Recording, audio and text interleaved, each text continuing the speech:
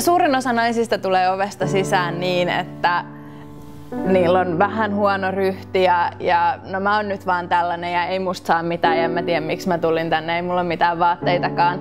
Ja sitten kun ne laitetaan, stylistit laittaa upeat meikit ja hiukset ja saadaan niistä hienot kuvat, niin naiset lähtee ovesta ulos 10 senttiä pidempinä ja tyytyväisinä itseensä ja jotenkin tyytyväisinä elämään, olemiseen ja on löytänyt sen ihanan naisen siinä matkan varrella. Ja se on kaikista hienointa tässä.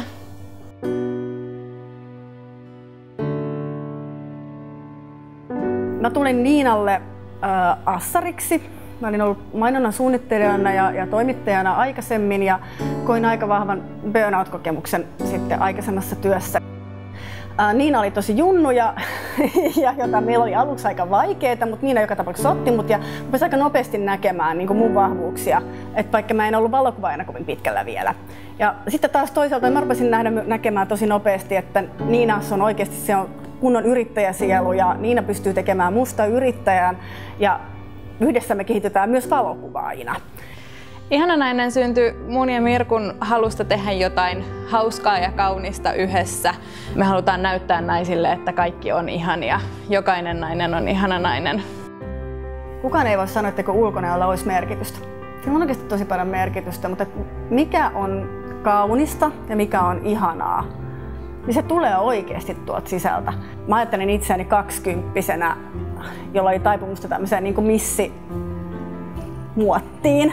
Ja nyt kun mä ajattelen itseäni melkein 50-vuotiaana, niin kyllä kun mä katson itseäni peilistä, niin mä pidän tällä hetkellä itseäni paljon kauniimpana.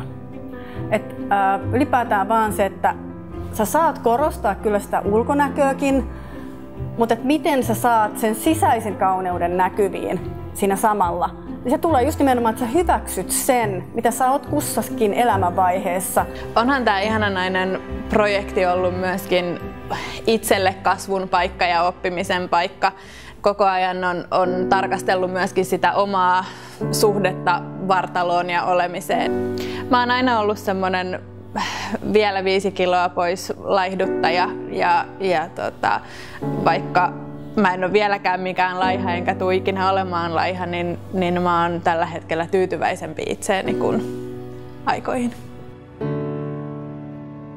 Mä haluan näyttää mun tyttärelle, että sillä koolla ei ole mitään väliä, ei ole väliä hiusten värillä eikä nenän vinoudella eikä millään, vaan sä oot ihana just tollasena kun oot. Jos joku sanoo sulle, että sä oot ihana, niin kyllähän se parantaa sun oloa ihan varmasti, koska me ei kuulla sitä tarpeeksi. Ja sä alat uskoa siihen ja sit sä alat ymmärtää sen.